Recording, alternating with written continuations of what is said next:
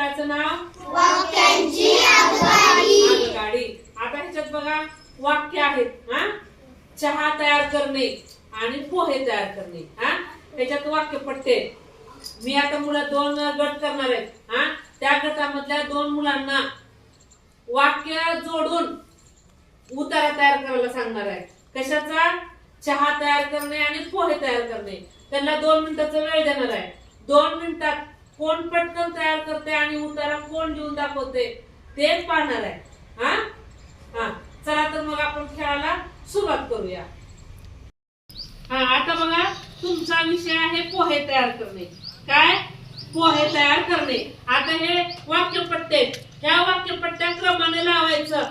पहिल्यांदा काय घ्यायचं काय नाही आणि उतारा तयार करायचं. आणि तुमचं आहे चहा तयार करणे. आता ह्याच्यामधली पहिल्यांदा कोणती कृती येते काय येते तुम्हाला 5 मिनिटाचा वेळ दिला जाईल आणि ते उतारा लिहायचं. ज्यांचं पहिल्यांदा होतंय त्यांनी माझं झालं म्हणायचं नाही, आपण टाळी वाजवायचं. ओके. चला मग खेळायला सुरुवात करूया.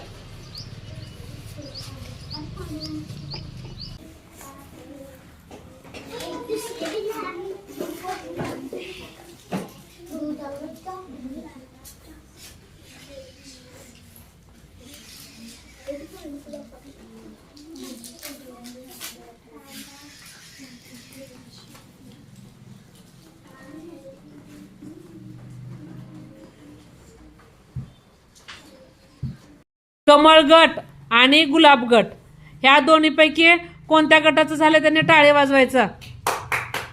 कमळ गटाचं झालं. चल वाच. विषय कोणता आहे? पोहे. कांदा पोहे तयार करणे. कढई शेगडीवर ठेवली. कढईत तेल घातले. तेल तापल्यावर त्यात कांदा मिरची बटाटे घातले. कांदा मिरची बटाटे बारीक चिरले. कढईवर झाकण ठेवली. फोडणी परतून घेतली.